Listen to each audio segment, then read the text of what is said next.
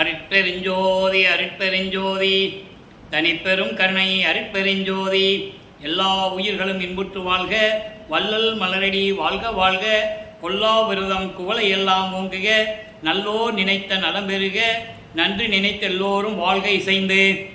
உலக மக்களே, அறிவார்ந்த அன்பர்களே, ஆண்மநேய ஒருமைப்பாட்டுடைய அன்பர்களே, வல்லப்பமான நம்ம கல்லிய திருவொற்பாவிலிருந்து அருட்பெருஞ்சோதி ஆண்டவருடைய திருவிளையாடல்களையும் வல்லப்பமான் ஏன் இந்த பூலோகத்திற்கு ஒரு தாயின் வழியாக வருவி கூற்றார் என்பதையும், அதோடு மட்டுமில்லாமல் நமது பிள்ளை பெருமான் அவர்கள் சென்னையிலே தோன்றி துணையான காலத்தில் தோன்றி துணையாக இருந்த காலகட்டங்களில் 16 ஆண்டுகளில் எப்படி இருந்தார் என்பதையும் 1ஆம் திருமுறை 2ஆம் திருமுறை பாடல்களின் மூலமாக நாம் பார்த்து கொண்டிருக்கிறோம். வல்லப்பமான் அவர்கள் அருட்பெருஞ்சோதி ஆண்டவரால் இந்த பூலோகத்திற்கு வருவிக்க உற்று 33 ஆண்டுகள் வரையிலும் சென்னையிலே தோன்றும் துணையான காலகட்டங்களில் அவருடைய நிலை எப்படி இருந்தது, இறைவனுடைய திருவிளையாடல் எப்படி நடந்தது என்பதை தான் நாம் பார்த்து கொண்டிருக்கிறோம். அந்த வகையிலே வல்லப்பமானவர்கள் வருவிக்க உற்று 8 ஆண்டுகள் வரையிலும் அவருக்கு எந்த நிலையும் அவருக்கு தெரியாது. மற்றவங்களை போல நம்மளும் பிறந்திருக்கோம் தான் அவர் நினைச்சிட்டு இருக்கார். வல்லப்பமானவர்கள் வருவிக்க உற்ற ஆண்டு 5/10/1823 ஆண்டு மருதூர் என்ற கிராமத்திலே ராமையா பிள்ளை சின்னம்மையர்களுடைய இல்லற வாழ்க்கையில் இறைவனுடைய மகனாக வருவிக்க உற்றார் என்பது இறைவனுக்கு ஒரு காரியம் இந்த பூலோகத்தில் நடக்க வேண்டும் என்றால் அவர் ஒரு மகனை தன்னுடைய அருளால் பெற்றெடுத்து எப்படி வேண்டுமானாலும் இந்த பூலோகத்திற்கு வருவிக்க செய்யலாம். தனது மகனை ஏன் ஒரு தாயின் வழியாக வருவிக்க செய்தார் என்றால், தனது மகன் 51 ஆண்டுகள் இந்த பூலோகத்திலே உலாவ வேண்டும். 33 ஆண்டுகள் சமயங்களையும் மதங்களையும் மார்க்கங்களையும் பின்பற்றி கொண்டிருக்க வேண்டும். சைவ சமயத்தின் அடையாளமாகிய திருநூரை பூசிக்கொண்டும் உத்தராட்சமாலை இட்டுக்கொண்டும் சிவபெருமானை வழிபட்டு கொண்டிருக்க வேண்டும். இது இறைவனுடைய திருவிளையாடல். அந்த வகையிலே நமது பிள்ளை பெருமான்கள் இந்த பூலோகத்திற்கு வருவிக்க உற்று முதல் 8 ஆண்டுகளிலும் எந்தவித நிலையும் இல்லாமல் இருந்து கொண்டிருக்கிறார். 2வது 8 என்பது 1/1/1823 ஆண்டு தொடங்கிய திருவிளையாடல் 30/1/1874 இரவு 12 மணி வரையிலும் 51 ஆண்டுகள் திருவிளையாடல் தொடர்ந்து கொண்டிருக்கிறது.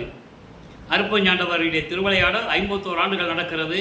இந்த 51 ஆண்டுகளை 8 ஆண்டுகளாக பிரித்து தனது மகனுக்கு எப்படியெல்லாம் அருளை கொடுத்தார் என்பதை தான் நாம் பார்த்து கொண்டிருக்கிறோம்.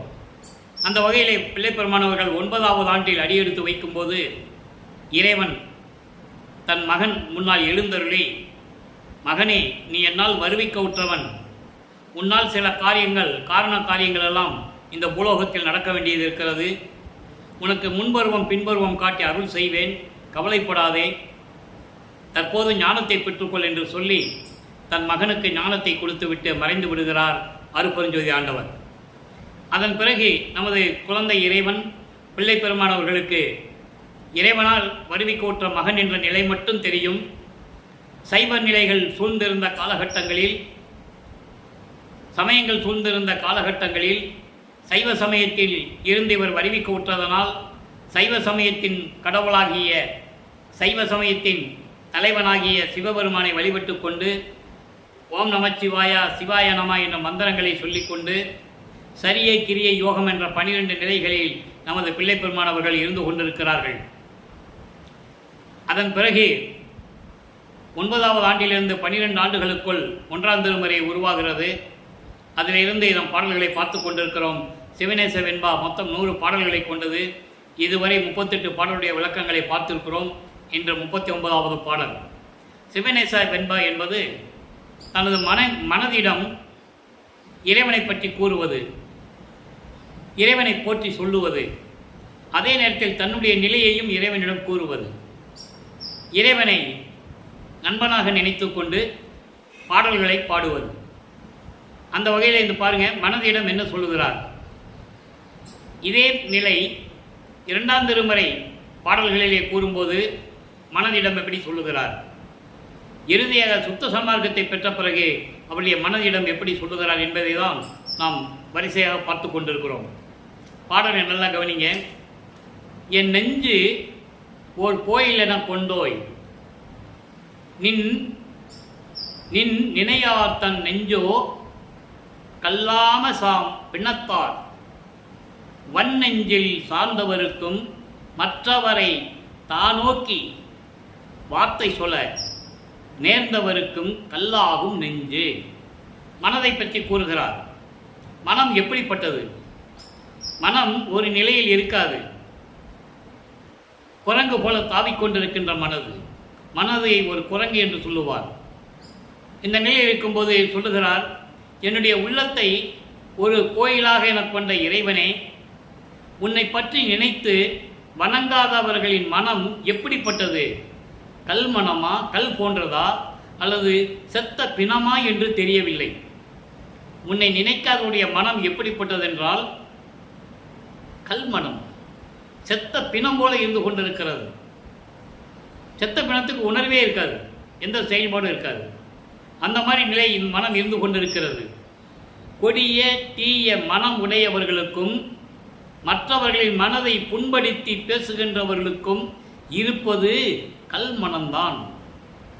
மற்றவர்களை பற்றி பேசுவது, தீய செயல்களை செய்வது, கொடிய செயல்களை செய்வது, இப்படிப்பட்ட மனம் கொண்டவர்களும் மற்றவர்களை பற்றி குறையாக பேசி மனதை புண்படுத்துகின்ற அப்படிப்பட்டவர்களுக்கு இருக்கிற மனம் கல் போன்ற மனமாகும் என்று கூறுகிறார்.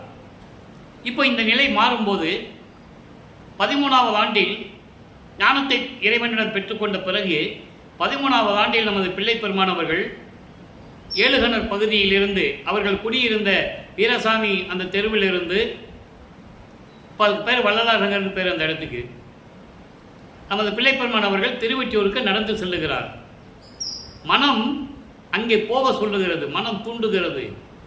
மனம் தூண்டுகிறது என்று சொல்வதை விட இறைவனுடைய திருவிளையாடல் நடக்குதுங்க. மனதை தூண்டி விடுகிறார் அருட்பெருஞ்சோதி ஆண்டவர். என் மகனை திருவொற்றியூருக்கு அழைத்து செல் என்று சொல்லி அங்கே திருவொற்றியூர் சொல்லுகிறார். அங்கே எந்த விதமான பலனும் கிடைக்கவில்லை என்பதால் திருமுல்லை வாயில் சொல்லுகிறார். அப்புறம் திருவழித்தாயம் சொல்லுகிறார். அங்கே எப்படியெல்லாம் பாடல்களை பாடினார் என்பதை நாம் ஏற்கனவே அருட்பெருஞ்சோதி ஆண்டவருடைய திருவிளையாடல் என்ற பதிகத்திலே நாம் பார்த்து விட்டோம். இப்போ மனதிடம் என்ன சொல்லுகிறார்? நெஞ்சோடு நேருதல். 1ஆம் திருமுறையிலே மனதை பற்றி கூறுகிறார். 13வது ஆண்டில் இவர் ஞானத்தை பெற்ற பிறகு திருவொற்றியூர் சென்ற பிறகு அங்கே மனதிடம் எப்படி சொல்லுகிறார்? நெஞ்சோடு நேருதல். மனதிடம் சொல்லுவதை நல்லா கவனிங்க.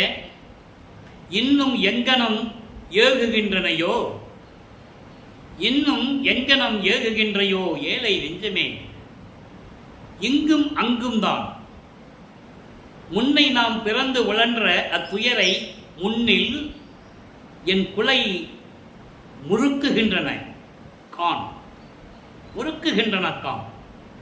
என்னை நீ எனக்கு உறுதுணை அந்தோ, என்னை நீ எனக்கு உறுதுணை அந்தோ, என் சொல் ஏற்றிலை, என் சொல் ஏற்றிலை. எழில் கொள்ளும் பொதுவில் மண்ணும் நம் உடை வள்ளலை நினைத்தால் மற்ற நாம் பிறவா வகை வருமே. இது பாடல். பாடல் கொஞ்சம் உங்களுக்கு கேட்குறது கடினமாக தான் இருக்கும். இறைவன் கொடுத்த விளக்கம் மிகவும் எளிமையானது. விளக்கம் பாருங்க. இன்னும் எங்கனம் ஏகுகின்றனையோ ஏழை நெஞ்சமே, இங்கும் அங்கும் தான். ஏழை நெஞ்சனா அறியாமையில் இருந்து கொண்டிருக்கின்ற மனமே, அறியாமையில் இருந்து கொண்டிருக்கிற மனமே, இன்னும் இங்கும் அங்கும் எப்படிதான் அலைந்து கொண்டிருக்கிறாயோ என்று எனக்கு தெரியவில்லை. அதை தான் சொன்னேன். மனம் ஒரு குரங்கு, ஒரு நிலையில் இருக்காது, தாவி தாவி சென்று கொண்டே இருக்கும். அதை தான் இங்கே சொல்கிறார். மனமே, அறியாமையில் இருந்து கொண்டிருக்கின்ற மனமே, ஒன்றும் தெரியாமல் இருந்து கொண்டிருக்கிறாயே, இன்னும் எதற்கு அங்கும் இங்கும் சென்று கொண்டிருக்கிறாய், தாவி தாவி சென்று கொண்டிருக்கிறாய். முன்னை நாம் பிறந்து உழன்ற துயரை முன்னில், முன்னை முற்பரணியில் நாம் பிறந்து உழன்று நாம் எப்படியெல்லாம் துன்பத்தை அனுபவித்தோம் என்று நினைக்கும் போது என் குலை முறுக்குகின்றன கான், என் உள்ளம் நடுங்குகிறது. முற்பிறவியில் நாம் எப்படி பிறந்து உழன்று எப்படி துயரப்பட்டோம் என்பதை நினைக்கும் போது, அப்போ வல்லப்பெருமானவர்கள் ஒவ்வொரு யுகத்திலையும் இருந்திருக்கிறார். அதை நாம் வலியுறுத்தி சொல்லிக்கொண்டே இருக்கிறோம். 5 வருடங்களாக யூடியூப்பில் பேசும்போது வல்லப்பெருமானவர்கள் மனிதனாக பிறக்கவில்லை, அவர் இறைவனுடைய மகன். அவர் ஒவ்வொரு யுகத்திலையும் இருந்தவர். ஆறாம் திருமுறைகளை தெளிவாக சொல்லுவார். ஊழிதோறு ஊழி உளப்பராது ஓங்கி வாலி என்று எனக்கு வாய்த்த நன்னிதியே என்று சொல்லுவார். அதோடு மட்டுமல்ல, ஊழிதோறு ஊழி உலகினும் அழியா உடம்பை அளித்தனன். யுகங்கள் பிறந்தது, யுகங்கள் அழிந்தது. அந்த யுகத்தில் இந்த பிரம்மன், திருமால், ருத்திரன் எல்லாமே அழிந்தார்கள். ஆனால் நான் அழியவில்லை, என் உடம்பு அழியவில்லை. எல்லோருமே இந்த உடம்பை இந்த மண்ணில் போட்டுதான் சென்றார்கள். தெளிவாக சொல்லுவார். ஆக அதை பற்றியெல்லாம் நம்ம அப்பெல்லாம் இருக்கும்போது, இந்த பிறவி துன்பத்தை எப்படியெல்லாம் நம்ம கஷ்டப்பட்டு நினைக்கும் போது இப்பவும் என் குலை நடுங்குகிறது, என் உள்ளம் நடுங்குகிறது. பார்த்துக்கோ, என்னை நீ எனக்கு உறுதுணை அந்தோ. இங்கே என்னை என்பது எப்படி நீ எனக்கு உறுதுணையாக இருக்க முடியும்? நீயோ தாவி தாவி சென்று கொண்டிருக்கிறாய். உனது இடம், உனது ஒரு இடத்தில் உன்னால் இருக்க முடியவில்லை.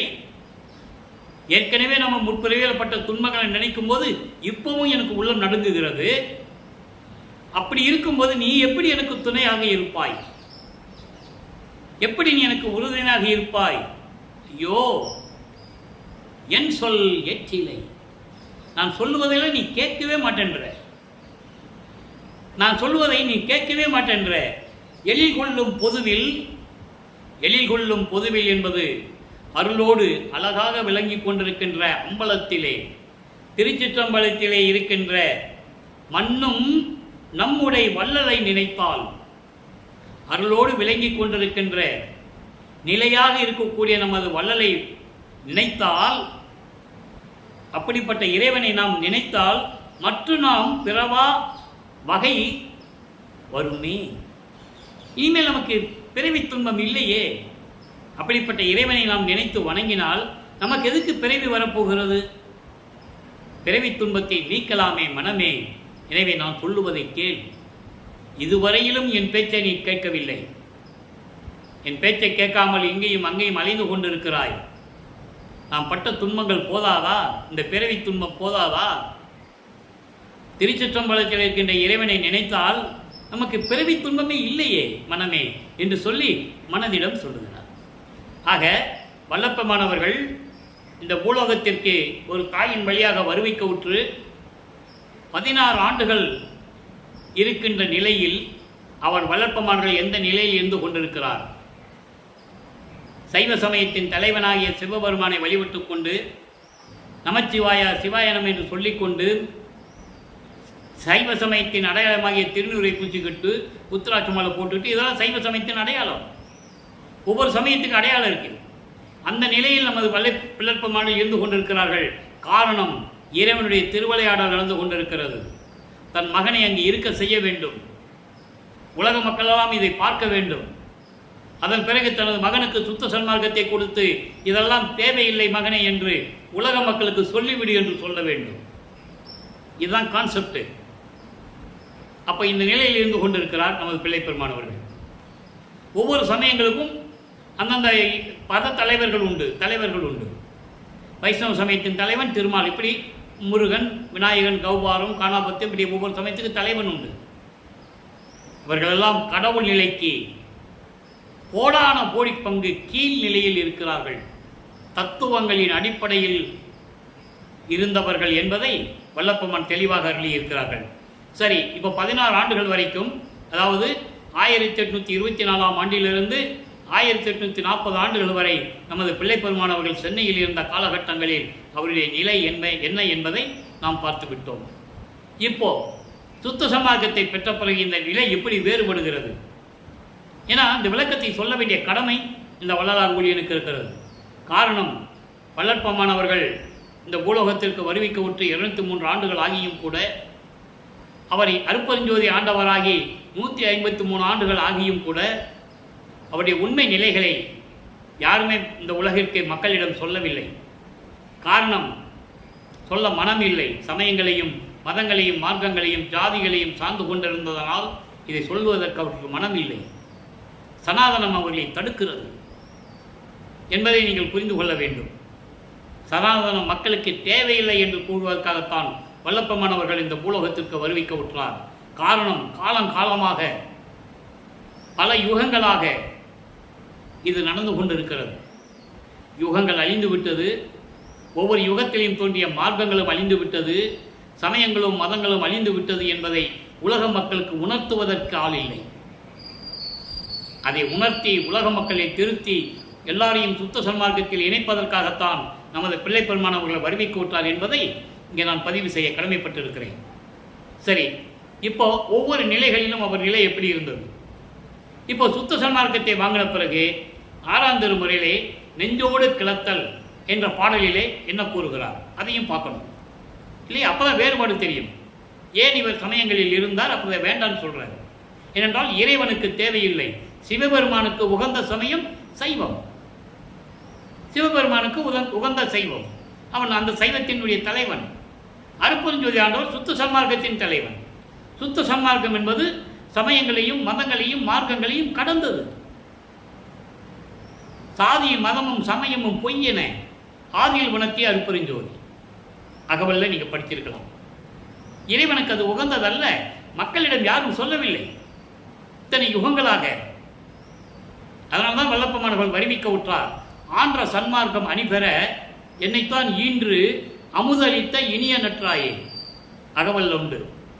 சுத்த சன்மார்க்கத்தை உலக மக்களிடம் சொல்லி நிலைநிறுத்த வேண்டும் என்பதற்காகத்தான் என்னை ஈன்று, நல்லா கவனிக்கணும், என்னை அருளால் ஒரு ஆண்மகனாக பெற்றெடுத்து இந்த பூலோகத்துக்கு ஒரு தாயின் வழியாக அனுப்பி வைத்து எனக்கு அருளமுதத்தை கொடுத்து சுத்த சன்மார்க்கத்தை கொடுத்து என்னை மகனாக வளர்த்த தாய் போன்று மகனாக வளர்த்த என தந்தையே என்று கூறுவார். இப்படிப்பட்ட நிலையில் இருந்து வல்லப்பமானவர்கள் வறுமைக்க விட்டவர் என்பதை நீங்கள் புரிந்து கொள்ள வேண்டும். இறைவனுடைய மகன் அவர். சாதாரண மனுஷன் அல்ல, துறவி அல்ல, விஞ்ஞானி அல்ல, அறிவாளி அல்ல. இதெல்லாம் மனிதர்களுக்கு உடையது. வல்லப்பமானவர்கள் இறைவனாகவே வறுமைக்க விட்டவர் என்பதை நீங்கள் புரிந்து கொள்ள வேண்டும். இப்போ நெஞ்சோடு கிளத்தல் 6ஆம் திருமுறையில் என்ன சொல்றாரு? இதே மனதிடம் என்ன சொல்லுகிறார்? சிவனேசவன் பால பெண்ணை பார்த்தோம் எப்படி சொல்றாரு. 2ஆம் திருமுறையில நெஞ்சோடு நேர்தல்ல எப்படி சொல்றாரு. இப்ப நெஞ்சோடு கிளத்தல்ல எப்படி சொல்றாரு? எப்படி நிலைகள் மாறுது நல்ல கவனிக்கணும். உள்ளபடி உரைக்கின்றேன் சத்தியமாம் உரை இது உணர்ந்திடுக மனனே. மனனே என்பது மனமே. உணர்ந்திடுக மனனே நீ உலகெல்லாம் அறிய வள்ளல் வரு தருணம் இது. தருணம் இதே என்று வகுத்து உரைத்து தெரித்திடுக மயக்கம் அணுத்துணையும் கொள்ளலை. என் குருதான் அருட்ஜோதி பெருமான். என் குருதான் அருட்பெருஞ்சோதி பெருமான் குறிப்பது என் குறிப்பு எனவும் புரியாதே கண்டாய்.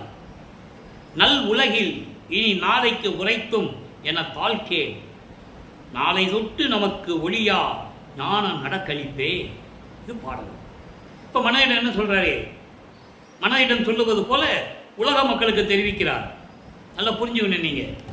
மனதிடம் சொல்லுவது போல உலக மக்களுக்கு தெரிவிக்கிறார்.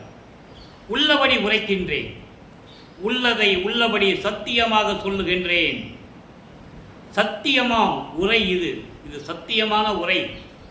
நான் சொல்லுவது சத்திய வார்த்தை. உணர்ந்திடுக மனனே, நீ தெரிந்து கொள்வாயாக. மனமே, மனமே, நான் சொல்லுவதையெல்லாம் நீ தெரிந்து கொள்வாயாக. நான் உள்ளதை உள்ளபடி சொல்லுகிறேன். ஏனால் உள்ளதை உள்ளபடி சொல்லுவதற்கு இந்த பிரபஞ்சத்தில் ஆள் இல்லை. பூராமே மலங்கள் சூழ்ந்து மாயைகளாலும் மயக்கங்களினாலும் உலக விடயங்களால் சூழப்பட்டு மண்ணாசை, பெண்ணாசை, பொன்னாசை என்ற ஆசைகளால் சூழப்பட்டு இருந்தவர்கள்தான் இந்த தேவர்களும் பதத்தலைவர்களும் ரிஷிகளும் முனிவர்களும் எல்லாருமே. நீங்கள் புராணங்களில் படிச்சிருக்கலாம். காமத்தின் உச்சகட்டத்தில் இருந்தவர்கள், போர்க்குணம் கொண்டவர்கள், போர் செய்து உயிர்களை கொலை செய்தவர்கள். அதனால்தான் வல்லப்பமான் சொல்வார், திருமாலை கொலை குற்றவாளி என்று கூறுவார்.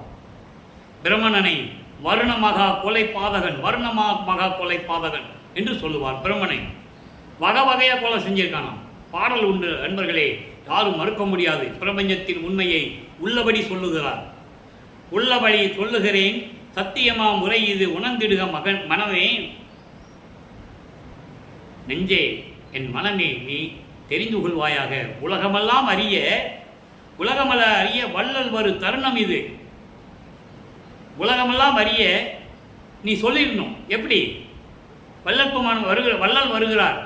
வள்ளல் என்பது இங்கே அருட்பெருஞ்சோதி ஆண்டவர். வள்ளல் வருகின்ற தருணம் வந்துவிட்டது என்று வகுத்து உரைத்து தெரித்திடுக. வகுத்து உரைத்து என்பது தொடர்ந்து வரிசைப்படுத்தி விளக்கமாக உலக மக்களுக்கு சொல்லுவாயாக. மனமே, இறைவன் வருகிறார், வருகின்ற நேரம் வந்துவிட்டது என்று மனமே உலக மக்களுக்கு வரிசைப்படுத்தி தெளிவாக விரிவாக சொல்லிடுவாயாக. மனமே, நான் சொல்லுவதெல்லாம் உண்மை, உள்ளபடி உள்ளதை சொல்லுகிறேன், இது சத்தியம் அப்படின்னு சொல்லிட்டு சொல்ற பாருங்க. மயக்கம் அணுத்துணையும் கொள்ளலை. அதாவது சிறிதளவு கூட நீ தயங்கக்கூடாது, தயக்கம் கொள்ளக்கூடாது, கொஞ்சம் கூட தயக்கம் கொள்ளக்கூடாது. ஏன்னா என் குருதான் அருட்பெருஞ்சோதி பெருமான் குறிப்பது. என் குரு யார்? என் தந்தை அருட்பெருஞ்சோதி ஆண்டவர் சொல்லுவதைத்தான் நான் சொல்லுகிறேன். என் குறிப்பு எதுவும் குறியாதே கண்டாய். நீ நினைச்சிடாத, நான் சொல்கிறேன், என்னுடைய உணர்வில் சொல்கிறேன், நான் தனிப்பட்ட முறையில் சொல்கிறேன்னு நினைச்சிடாத மனமே. இது என் தந்தை கூறியது, உள்ளதை உள்ளபடி சொல்லுகிறேன், இது சத்தியம் மனமே. நீ உலக மக்களுக்கு சொல்லிவிடு. நல் உலகில் இனி நாளைக்கு உரைத்தும் என தாழ்கேள். இந்த உலகில் எதுக்கு அவசரமாக சொல்லணும்? நாளைக்கு சொல்லிக்கலாம் அப்படின்னு நீ நினைக்கக்கூடாது. நாளைக்கு சொல்லிக்கலாம் அப்படின்னு நீ நினைக்கக்கூடாது. தாமதம் செய்யக்கூடாது. ஏன்னால் உன்னை பற்றி எனக்கு தெரியும், நீ ஒரு இடத்தில் இருக்க மாட்டாய். அதனால் இப்பொழுதே சொல்லிவிடு. நாளை தொட்டு நமக்கு ஒளியா, அதாவது நாளையிலிருந்து நமக்கு ஒளியானா நமக்கு தொடர்ந்து இறைவனுடைய நடன கழிப்பை நாம் பார்க்க போகிறோம். இறைவனுடைய ஞான நடனத்தை நாம் மகிழ்வோடு பார்க்க போகிறோம். மனமே, உள்ளத்தை சொல்றது, உள்ளத்தை சொல்லுவதோ மக்களுக்கு சொல்கிறேன், உலக மக்களுக்கு. அப்போ இறைவன் வந்துட்டா நாளை முதல் நமக்கு திருவிழா கோலம்தான். இறைவனுடைய ஞான நடனத்தை நாம் கண்டு மகிழலாம். மனமே, உலக மக்களுக்கு சொல்லிவிடு, இறைவன் வருகின்ற நேரம் வந்து விட்டது, நீங்கள் கால தாமதம் செய்யாதீர்கள் என்ற விளக்கத்தை நீ உலக மக்களுக்கு சொல்லிடு என்று சொல்லி உலக மக்களை சுத்த சன்மார்க்கத்திற்கு அழைக்கிறார். காலம் தாமதம் செய்ய வேண்டாம் மக்களே, விரைவில் வாருங்கள், சுத்த சன்மார்க்கத்தில் இணைந்து கொள்ளுங்கள், இறைவன் வருகின்ற நேரம் வந்து விட்டது, காலம் தாமதம் செய்ய வேண்டாம் என்று கூறுகிறார். இப்போ இந்த நிலையில் கூறப்பட்டது. இப்போ மனதிடம் சொல்லிட்டாரு, அந்த உள்ளத்தில் இறைவன் எப்படி இருக்கிறான்னு சொல்லணும். 106வது பதிகம் சுத்த சிவநிலை. ஒவ்வொரு பாடலுக்கு தொடர்பு உண்டு, நல்லா கவனிக்கணும். இங்கே எப்படி சொல்றார்? தானே வந்து என் உள்ளத்தை சார்ந்து கலந்து கொண்டான். தானே வந்து என் உள்ளத்தை சார்ந்து கலந்து கொண்டான், தானே எனக்கு தருகின்றான், தானே மானாக புரிந்தான். என் அப்பன் பெருங்கருணை மேகத்திற்கும் உண்டோ விளம்பு? மனதிடம் சொல்லுகிறார். அதாவது இறைவன் தானே வந்து என் உள்ளத்தில் கலந்து கொண்டான். இறைவன் தானே என் உள்ளத்தில் கலந்து கொண்டான், தானே எனக்கு தருகின்றான். தானே எனக்கு தருகின்றான். என்ன தருகின்றான்? எல்லா அருளையும். ஆக்கள் ஒன்றோ தொழில் 5ஐயும் தேக்கி நீ அமுது செய்கின்றான். தெல்லமுது அளித்தான், தூக்கி எடுத்தான், அணைத்தான். திருச்சிற்றம்பலத்து என்போ பாடல். 5 தொழிலை நீ செய்கின்றான். பெற்றேன் என்றும் பிறவாமை, பெற்றேன் என்றும் இரவாமை, பெற்றேன் என்றும் இரவாமை வேதந்தவிந்தே என்னை இறைவன் உற்றை கலந்தான். நான் அவனை உற்றை கலந்தேன் ஒன்றானோ. எற்றை அடியேன் செய்த தவம் யாரே புரிந்தார்? எப்படி சொல்றார் பாருங்க. இன்னமுதும் துற்றே உலகே நீவிர் வாழ்க, நீவிர் வாழ்க வாழ்க துணியற்றே. இறைவன் என் உள்ளத்தில் தானே வந்து கலந்து கொண்டான், தானே எனக்கு தருகின்றான். 5 தொழிலையும் கொடுத்து இந்த பிரபஞ்சத்தை இயக்குவாயா மகனே என்று கூறுகிறார் என் தந்தை. விளையாடுக என்று கூறுகிறார் என்றெல்லாம் சொல்லுவார். அந்த பாடலின் விளக்கங்களையெல்லாம் நாம் பார்த்து விட்டோம். தானே நானாக புரிந்தான். இறைவன் என்னோடு கலந்து விட்டால் நான் இறைவனாகிவிட்டேன். நான் தானானான், தான் நானானான், நானும் தானுமானம் ஒன்றானும், தேனானான் தெல்லமுதாய் தித்திக்கின்றான், வானானான் தெல்லமுதாய் தித்திக்கின்றான், கோனானான் என்னுள் குலாவுகின்ற கோமானை. பாடல் உண்டு. ஆக இவன் அவனாகிவிட்டான் என்று கூறுவார். தானே எனக்கு தருகின்றான், தானே நான் ஆக புரிந்தான், இவன் அவனாகிவிட்டான் என்று கூறுவார். இவன் என்பது அவரை குறிப்பிடுகிறார். அதாவது அருட்பெருஞ்சோதி ஆண்டவரால் மகனாக இந்த பூலோகத்திற்கு வருவிக்க உற்ற இவன் அவனாகிவிட்டான், அருட்பெருஞ்சோதியாகிவிட்டான் என்று கூறுவார். அதை இங்கே சொல்றாரு. தானே நானாக புரிந்தான், என் அப்பன் பெருங்கருணை மேகத்திற்கும் உண்டோ விளம்பு. மழை பொழிகின்ற மேகம் இருக்கிறதே, அதற்கு கூட இந்த கருணை இருக்காது மனமே. நீயே சொல்லு, என் தந்தை எப்படிப்பட்டவர், எனக்கு எப்படியெல்லாம் அருளை கொடுத்தார் என்பதை தெளிவாக இந்த பாடலில் நமக்கு அருளி இருக்கிறார்கள். ஆக வல்லப்பெருமான் அவர்கள் ஏன் இந்த பூலோகத்திற்கு வருவிக்க உற்றார் என்ற நிலை நீங்கள் புரிந்து கொள்ள வேண்டும். சமயங்களும் மதங்களும் மார்க்கங்களும் சூழ்ந்திருந்து ஒவ்வொரு யுகத்திலும் எப்படியெல்லாம் மக்கள் துன்புற்றார்கள், எப்படியெல்லாம் அவதைப்பட்டார்கள் என்பதையெல்லாம் நாம் ஏற்கனவே பார்த்து விட்டோம். இனிமேல் அந்த நிலை ஏற்படக்கூடாது. உலக மக்கள் எல்லாம் ஒன்றாக இருக்க வேண்டும், ஒற்றுமையாக இருக்க வேண்டும், முரண்பாடுகள் இல்லாமல் வாழ வேண்டும், சமரசமாக வாழ வேண்டும். அதற்கு ஒரே மார்க்கமாக இருக்க வேண்டும், சுத்த சன்மார்க்கம். அகத்தை கருத்து புறத்தை வெளுத்திருந்த உலக அனைவரையும் சகத்தை திருத்தி சன்மார்க்கத்தை அறிவித்திட அவரும் இகத்தை பரத்தை பெற்று மகிழ்ந்திடுவதற்கென்றே என்னை உகத்தே இறைவன் வருவிக்க உற்றேன், அருளை பெற்றேனே என்று கூறுவார். சமயங்களையும் மதங்களையும் மார்க்கங்களையும் சூழ்ந்திருந்து கொண்டு ஒருவரோடு ஒருவர் சண்டையிட்டு கொண்டு முரண்பாடுகளோடு வாழ்ந்து கொண்டிருக்கின்ற மக்களை எல்லாம் ஒன்றாக திருத்தி சன்மார்க்கத்தில் சேர்த்து அவர்களும் எல்லா அருள்களையும் இறைவனுடைய நன்மைகளை எல்லாம் பெற்றுக்கொண்டு மரணமில்லா பெருவாழ்வில் இருந்து கொண்டு இன்புற்று வாழ வேண்டும் என்பதற்காகவே என்னை உகத்தே என்பது கலியுகத்தில் வல்லப்பெருமானவர்கள் வருவிக்க விட்டது கலியுகம். கலியுகம் முடிந்தது 1900 ஆண்டுகளில். இந்த கலியுகத்தில் வருவிக்க விட்டதற்கு காரணம் என்னவென்றால், இதை மக்களிடம் சொல்ல வேண்டும், உலக மக்களை எல்லாம் சுத்த சன்மார்க்கத்தில் இணைந்து உலக மக்கள் எல்லாம் இன்புற்று வாழ வேண்டும் என்பதற்காகத்தான் நான் இறைவனால் மகனாகவே வருவிக்க உற்றேன் என்பதை நீங்கள் புரிந்து கொள்ள வேண்டும். ஆக வல்லப்பெருமான் அவர்கள் இறைவனுடைய மகனாகவே கலியுகத்திற்கு வருவிக்க உற்று 51 ஆண்டுகள் மக்களோடு மக்களாக உலாவி முதலிலே சமயங்களை எல்லாம் சார்ந்திருந்து அதுக்கப்புறம் உலக மக்களிடம் இது தேவையில்லை, சமயம் பயனற்றது என்ற நிலையில் உலக மக்களுக்கு தெரிவித்து சுத்த சன்மார்க்க நிலையை உலக மக்களுக்கு விளக்கமாக கூறி சுத்த சன்மார்க்க கொடியை கட்டி பேருபதேசம் செய்து அதன் பிறகு தந்தை மகனோடு வந்து 2 கலந்து கொள்ளுகிறார். இந்த நிலையை தான் நாம் பார்த்து கொண்டிருந்தோம். தந்தை மகனிடம் வந்து 2 கலந்து கொள்ளுகிறார். அதை எப்படி சொன்னார்கள் என்றால், ரூமுக்குள்ளே போனார், அறைக்குள்ளே போனார், கதவை தாழ்த்தினார், உள்ளே போய் மறைஞ்சிட்டார். அப்படியா சொல்கிறது? இப்படி சொல்லக்கூடாது.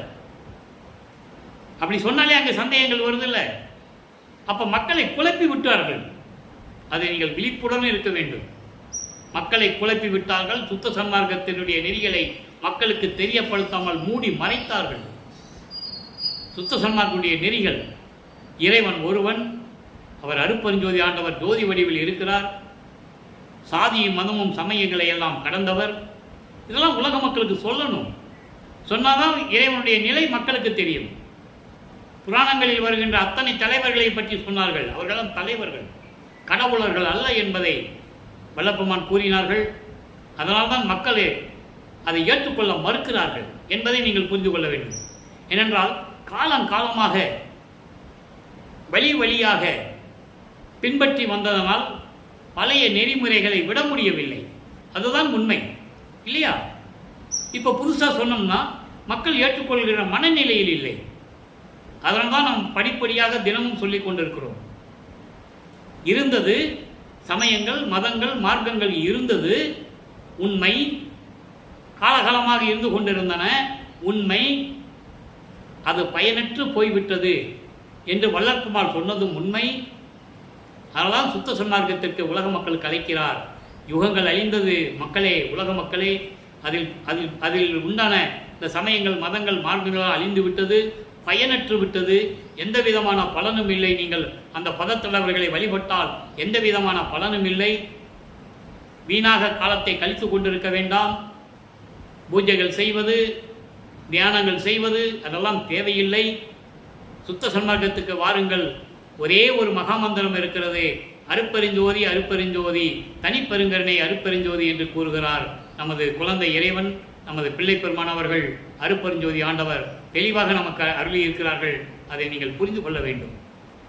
எனவே உலக மக்களே, நீங்களாம் சுத்த சன்மார்க்கத்தில் இணைந்து அருப்பெருஞ்சோதி ஆண்டவரை வணங்கி, ஜோதி வடிவில் இருக்கிறார் அருப்பெருஞ்சோதி அருப்பெருஞ்சோதி, தனிப்பெருங்கனை அருப்பெருஞ்சோதி மகாமந்திரத்தை சொல்லி உங்கள் குறைகளை சொல்லுங்கள் இறைவனிடம். நமது அப்பன் அவர், நமது தகப்பன். தகப்பனிடம் பிள்ளைகள் எப்படி சொல்ல வேண்டுமோ அந்த முறையில் மனதார சொல்லுங்கள். நினைந்து நினைந்து, உணர்ந்து உணர்ந்து, நெகிழ்ந்து நெகிழ்ந்து, அன்பு நிறைந்து நிறைந்து, ஊற்றலும் கண்ணீரதனால் உடம்பு நனைந்து நனைந்து. இறைவனை அப்படி நினைக்கணும். அருளமுதே, நன்னிதியே, ஞான நடத்தரசே, என் உரிமை நாயகனே. எப்படி சொல்றார் பாருங்க இறைவனை. நமச்சிவாய சொல்ல சொன்னாரா? சிவாய நம்ம சொல்ல சொன்னாரா? அதெல்லாம் பயனற்றது என்று கூறிவிட்டார். என் உரிமை நாயகனே, என் தந்தையே, நீ என்னை வருவிக்க செய்தாய் இந்த பூலோகத்தில். எனக்கு மரணமில்லா பெருவாழ்வை கொடு, வரங்களை கொடு, செல்வங்களை கொடு, கேளுங்கள். அதற்கு நாம் செய்ய வேண்டிய ஒரே ஒரு காரியம், கொலையும் புலையும் தவிர்த்திருக்க வேண்டும். உயிர்களை எறும்பு முதல் யானை வரை எல்லாம் ஒரே உயிர்தான். உயிர்களை நம் மனதறிந்து கொள்ளக்கூடாது. நமக்கு தெரியாமல் நடந்தால் அது தவறில்லை. அதே போல மாமிச உணவுகளை உட்கொள்ளக்கூடாது. ஒரு உயிரை கொன்று அந்த நாறுகின்ற பிணத்தை, துர்நாற்றம் எடுத்த அந்த பிணத்தை வறுத்து அதை எடுத்து நாக்குக்கு சுவையாக சாப்பிடக்கூடாது. அது இறைவனுக்கு உகந்ததல்ல என்பதை கூறுவதற்காகத்தான் வல்லப்பமானவர்கள் வருவிக்கவுற்று உலக மக்களிடம் இதெல்லாம் தெரிவித்தார் என்பதை நீங்கள் புரிந்து கொள்ள வேண்டும். எனவே சைவ நெறியில் இருந்து கொண்டு இறைவனை வணங்கி, இறைவனுடைய அருளையும் செல்வங்களையெல்லாம் பெற்றுக்கொண்டு இந்த வையகத்திலே நீங்கள் வாழ்வாங்கு வாழ வேண்டும், நோயற்ற வாழ்வில் வாழ வேண்டும், மரணமில்லா பெருவாழ்வில் நீங்கள் வாழ வேண்டும் என்று இறைவனுடைய தயவோடையும் கருணையோடையும் வள்ளலார் ஊழியன் என்ற அடிப்படையில், இறைவனுடைய ஆசி பெற்றவன் என்ற முறையில் உங்களை வாழ்த்தி வணங்கி விடைபெறுகிறேன். நன்றி, வணக்கம். மீண்டும் நாளை சந்திப்போம். அருப்பெருஞ்சோதி அருப்பெருஞ்சோதி, தனிப்பெரும் கருணை அருப்பெருஞ்சோதி. நாளையும் இறைவனுடைய விளக்கம் வரும். கேட்டு மகிழ்ந்து இறைவனர்களை பெற்றுக்கொள்ளுங்கள்.